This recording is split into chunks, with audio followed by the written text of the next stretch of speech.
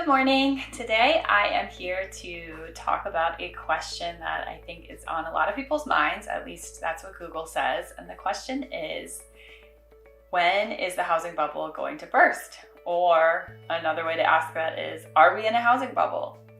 And I've been doing some research on this because I'm personally just curious, always to know what economists are thinking, what professionals in the finance community are thinking, and it's been an interesting research process.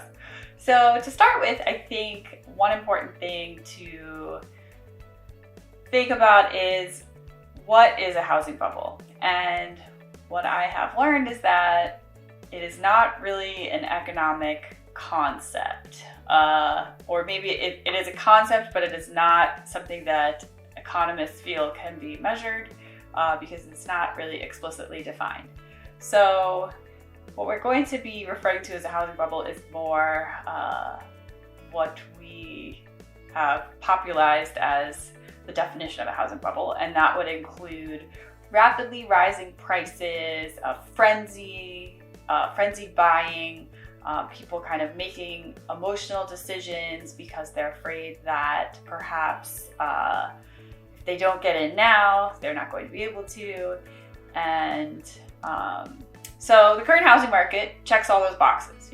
Obviously people are bidding way above the asking price, making seemingly illogical decisions. All of that exists, no doubt about that. But the question is the bubble going to burst? If we are in what looks like a bubble, then the question is it going to burst? And that would be defined, I guess, as a period of very rapidly declining prices. And what economists seem to say is that a bubble doesn't exist because prices are always related to supply and demand. Prices are always determined by supply and demand. And if people thought that prices were going to go down, they wouldn't be buying.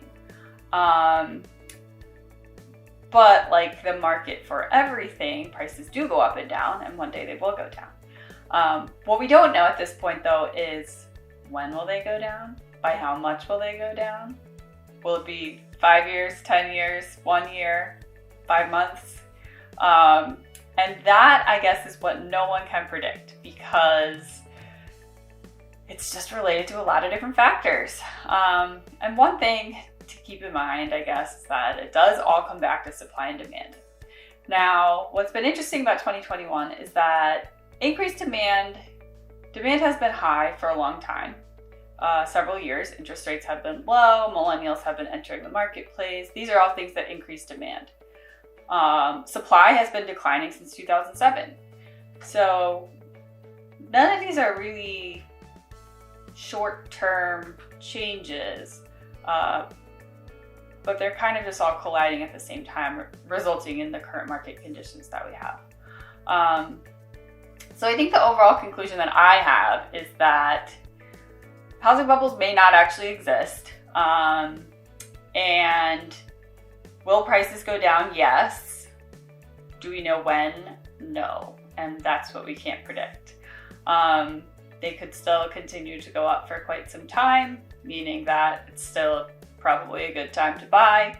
And interest rates will probably not stay low forever. But I'm not here to say that someone should buy or sell. I think that's related to a whole lot of other things.